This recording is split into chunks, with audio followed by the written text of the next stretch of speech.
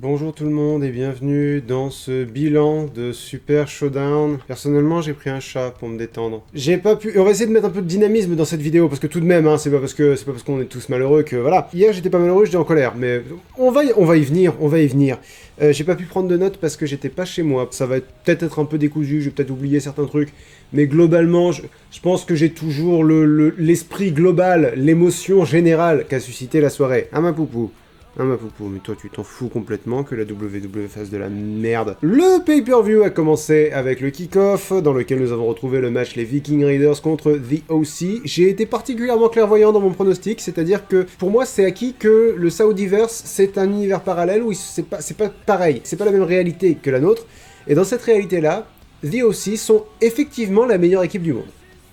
Ils arrêtent pas de perdre à Raw, mais en Arabie Saoudite, c'est les meilleurs. Ils sont très très forts et ils battent les Viking Raiders. Donc là, ils les ont battus sans aucune entourloupe, sans rien. Ils ont juste été meilleurs. Voilà. J'ai mis C au match. Voilà, le match était vraiment juste là. Ça aurait été à la télé, il aurait peut-être eu une meilleure note, mais là c'était un PPV avec plein de feux d'artifice. J'ai mis C. Mais C, c'est vraiment le thème de la soirée. On s'est fait chier, hein, putain, devant. On s'est fait chier, sauf quand on a été outré. C'était pas. Ah, ça fait du bien de retrouver le Saudiverse. Ça y est, je recommence à m'énerver. La poupou. La poupou ne veut pas que je m'énerve. La poupou veut une vidéo calme. Ensuite, nous avons... Ça va être difficile d'être calme. Ensuite, nous avons le gauntlet match de merde pour le Two-Weight Mountain Trophy de mes couilles. Alors, c'est R-Truth qui a commencé. R-Truth qui, comme chacun sait, est l'un des meilleurs éléments de la WWE actuellement. Un petit moment d'honnêteté entre vous et moi. Il me fait pratiquement jamais rire, R-Truth. Je le trouve douloureux. C'est-à-dire que... La chute de la blague. Ah, enfin, moi, il m'agace. Donc, R-Truth contre Bobby Lashley. R-Truth a gagné en faisant un petit paquet sur Lashley. Donc, Lashley, ta crédibilité, elle vole au vent, telle une bouchée à la reine, finalement. Vu que c'était un gauntlet match, donc le suivant prend le vainqueur. R-Truth a donc affronté Andrade. R-Truth a battu... Pardon, j'ai mis C- à ce début de match. Ensuite, j'ai mis D à R-Truth contre Andrade parce que R-Truth a gagné parce qu'à un moment donné, ils se sont cognés la tête et ils sont tombés tous les deux, sauf que R-Truth est tombé sur Andrade et du coup, l'arbitre a fait le tomber et R-Truth a battu Andrade. Mais Andrade est champion des États-Unis et son métier, c'est le catch, c'est la physicalité, on se tape. Tu peux pas être KO parce que tu t'es cogné derrière la tête.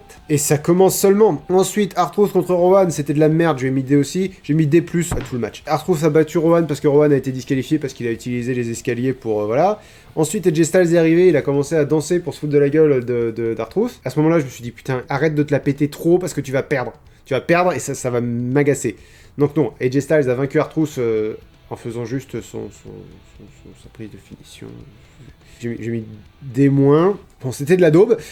Ensuite, AJ Styles devait affronter Rey Mysterio, mais Rey Mysterio s'est fait agresser par The OC, donc la faction de AJ Styles. Mais The OC, Gallows et Anderson se sont également fait agresser par qui donc? Undertaker! Oh! Quand est-ce que tu prends ta retraite, sérieusement? Réellement, la mise en scène de ce truc-là était pas mal, et ça m'énerverait pas s'il y avait eu ce qui s'est passé ensuite. Undertaker a fait son entrée, donc le lendemain matin, il est arrivé sur le ring, il a fait un chokeslam à AJ Styles, et il a gagné le Mountain Twi'lek Trophy de merde, là. Undertaker a vaincu AJ Styles en un chokeslam, donc d'une part, AJ Styles est diminué, d'autre part, ça donne pas spécialement envie de voir un match Undertaker contre AJ Styles si Undertaker peut battre Styles en une prise. D'autre part, arrêtez de faire gagner des trucs dont vous faites la publicité par des gens qui ne sont pas dans le match. Ça, c'est insupportable. Tous les tournois qu'il va y avoir en Arabie Saoudite à partir de maintenant, je vais dire que c'est pas quelqu'un qui est à l'intérieur du match qui va gagner. Je verrai, en fonction de la mouvance, je verrai qui va gagner le prochain tournoi. C'était la première itération, donc, de ce genre de personne qui... fait exactement l'inverse de ce qu'il devrait faire, c'est-à-dire mettre en avant les petits jeunes. Mais c'est pas la dernière, mon petit salaud, c'est pas la dernière. Ensuite, on a eu le bon match de la soirée, il était là. Non, il y en a eu deux. Le meilleur match, en tout cas, de la soirée, d'après moi, Miz et Morrison contre le New Day pour le titre par équipe de SmackDown. J'ai pas vu venir la victoire de Miz et Morrison. C'est une bonne chose parce que les titres ont tendance à être très immobiles dans les shows saoudiens, donc c'est bien de changer ça. Je suis content que Miz et Morrison soient les nouveaux champions par équipe parce que c'est une très bonne équipe et que je les trouve très divertissants. Le seul petit reproche, mais vraiment petit parce que le match était vraiment très bien, notamment il y a un moment donné, Kofi Kingston a sauté par-dessus la troisième corde et atterri sur le dos à l'extérieur du ring, mais sans sans se protéger, sans personne pour le rattraper. Enfin, des fois ils font des trucs qui font peur quand même. Le petit reproche que je ferai au match, c'est que c'est Kofi Kingston qui s'est pris le tombé. Alors que moi, franchement, de Kofi Kingston et de Big E, celui que je chercherais le plus à protéger, c'est Kofi Kingston, étant donné qu'il a été champion quand même une partie champion de la WWE, quoi, une partie de l'année dernière. C'est un peu dommage, mais le match était bien, on va pas en retirer ça. Match qui aurait pu être bien, Angel Garza contre Humberto Carrillo. Le seul gros problème de ce match, c'est que le public était décédé, trépassé. Deuxième problème de ce match, ils ont eu un match déjà à Raw cette semaine, avec la même issue, c'est-à-dire que Angel Garza a gagné, mais à pas grand-chose. Ça rendait le match à la fois inutile et moins bien. Donc moi j'ai eu mis C, dans le sens où c'était pas un mauvais match, c'était vraiment juste... Oui, on l'a vu, on l'a vu ce match. Enfin non, on a vu une meilleure version de ce match, où le public était investi. Donc bon. Ensuite on a eu le deuxième bon match de la soirée. Seth Rollins et Murphy, qui n'est pas Tom Buddy, contre les Street Profits. J'ai mis B- parce que le match était bien. Mon petit reproche, encore une fois, je suis désolé, j'ai mis beaucoup l'accent sur la reproche, mais c'est parce que... J'ai détesté ce show, hein, tout simplement. Mon petit reproche, c'est que ils ont fait exactement la même fin que le match pour lequel ils ont gagné la ceinture. Mais en fait, je me rends compte, là, en faisant mes reproches, que c'est cohérent avec le fait que le Saudiverse soit un univers parallèle. C'est-à-dire, ils ne refont pas des spots et ils ne refont pas des matchs. Ils les font pour la première fois, parce que dans le Saudiverse, ces matchs n'ont pas encore eu lieu. Non, mais le match était sympa. J'adore Montesford. Montesford est vraiment très très bon comme catcher. Un des deux Street Profits. Le grand mince. Je les vois vraiment comme le grand mince et le petit gros, ce qui est tout à fait injuste, parce qu'Angelo Dawkins, c'est ni petit ni gros. Mais Montesford il fait un peu Monstar, les méchants dans Space Jam. Il fait un peu trop grand, trop mince, trop musclé. Genre... Il est hyper athlétique, hyper charismatique, et il est... promis à un grand avenir, d'après moi. Parlant de promis à un grand avenir, Mansoor est descendu du ciel pour tous nous sauver contre Dolph Ziggler. J'ai mis C à ce match parce que, au bout d'un moment, merde. Les premières fois, c'était un peu touchant, mais là, je pense que même le public d'Arabie Saoudite, il commence à se dire, bon, arrêtez de nous prendre pour des cons. C'est gentil de faire gagner le petit gars du pays, quoi, mais peut-être une histoire, peut-être développer un peu. Les victoires de Mansoor, les 3 premières étaient sympas. Là, si vous continuez à les refaire affronter des mid-carders sans qu'il y ait absolument aucun scénario... ouais, toi aussi t'en as marre, ma poupou, bah oui. Le match était en plus vraiment très, très académique, c'est-à-dire Dolph Ziggler a dominé pendant la grande majorité du match, et à la fin, Mansoor a fait un retour héroïque pour réussir à vaincre son adversaire. Mon seul vrai problème, finalement, c'est que Mansoor, ils en font rien en dehors des shows saoudiens, et je regarde NXT, c'est-à-dire... Tout ce que je pourrais faire de plus, c'est regarder les house shows de NXT pour voir est-ce qu'ils font vraiment rien du tout avec Mansoor, ou est-ce que c'est juste, ils passent pas à la télé. Bon bref, Mansoor a gagné évidemment. Par contre, j'ai à dire, je suis désolé, j'aimerais vraiment être plus positif. J'espère que c'est le pire show de l'année. J'espère vraiment que c'est le pire show de l'année. J'espère que vous me verrez pas encore plus dépité que ça à l'avenir. C'est AEW Revolution bientôt, ce show-là va être excellent. Donc regardez ce bilan-là plutôt. Enfin, regardez tous les bilans et mettez un pouce bleu. Vous avez mis un pouce bleu? Vous y avez pas pensé? Mettez le pouce bleu. Brock Lesnar contre Ricochet. J'ai mis D+, parce que c'était un match de merde, et en même temps, c'était ce qu'il fallait que ça soit. C'est-à-dire que Brock Lesnar aurait jamais dû affronter Ricochet. Brock Lesnar a massacré Ricochet en 90 secondes, c'était... parfait. Ricochet a pas mis un coup. Il a essayé de mettre un dropkick. Brock Lesnar a fait non. Et après, il lui a enchaîné les German Suplex et le F5 pour la victoire. Pour décider de ce match-là, il y a eu un triple menace entre Ricochet, un match donc à 3, entre Ricochet, Bobby Lashley et Seth Rollins. Qu'ils aillent pas mettre Seth Rollins, c'est logique parce que Seth Rollins est devenu un méchant, et en plus, on sait qu'il peut battre Brock Lesnar. Il l'a déjà fait. Donc c'était Ricochet ou Bobby Lashley. Pourquoi vous avez pas envoyé Bobby Lashley? Parce qu'on se doutait bien que celui qui allait affronter Brock Lesnar, là, n'allait pas gagner, c'est sûr et certain. Bobby Lashley, il y avait au moins le combat de reine, quoi, plutôt le combat d'ours. Les gars, ils sont tous les deux hyper musclés, et en plus, Bobby Lashley, il le veut, ce match.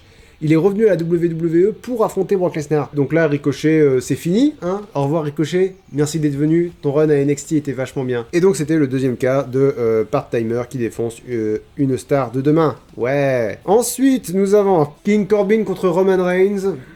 Je lui ai mis D, c'était chiant. Reigns a gagné, pitié que ça soit fini. C'était des spots qu'on avait déjà vus avant. Je pourrais vous raconter que Roman Reigns est arrivé avec une chaîne et qu'il a fermé la cage. C'était un match en cage. Avec une clé, avec un cadenas, avec une toute petite clé de journal intime, c'était un peu adorable.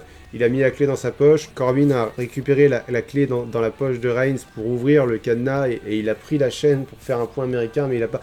Allez, stop, on passe à la suite. Naomi contre Bayley, c'était bien. C'était nettement mieux que le match de Natalya contre Lacey Evans de l'année dernière, parce que l'année dernière, c'était vraiment le match...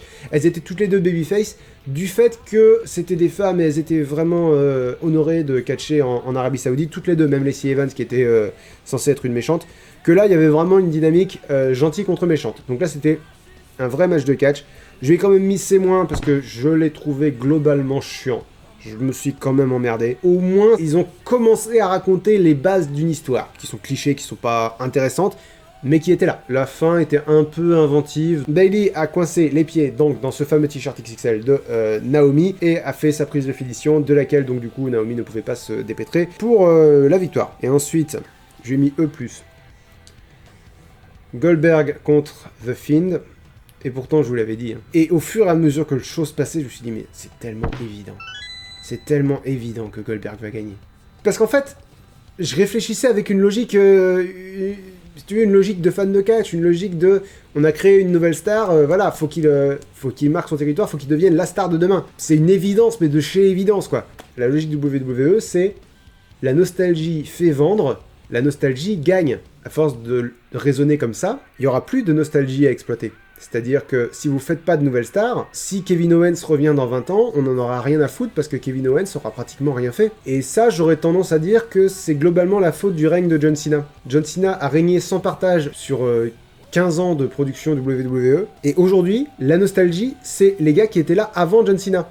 Ou qui étaient là au début de John Cena. Goldberg, c'était avant John Cena. Undertaker, c'était avant John Cena. Brock Lesnar, c'était avant John Cena. Brock Lesnar, c'était avant... globalement un tout petit peu pendant le début. Et du coup, maintenant, on se retrouve avec Goldberg contre The Fiend, où Goldberg gagne, le champion universel, à 50 ans. The Fiend n'a plus aucun intérêt. Ça y est, The Fiend a perdu. Déjà, Hell in a Cell, ça avait énormément diminué le personnage. Mais on pouvait toujours prétexter, c'est pas The Fiend qui a perdu, c'est l'arbitre qui a craqué. C'était trop pour l'arbitre. Ok, si vous voulez. Là, The Fiend a perdu. Contre Goldberg.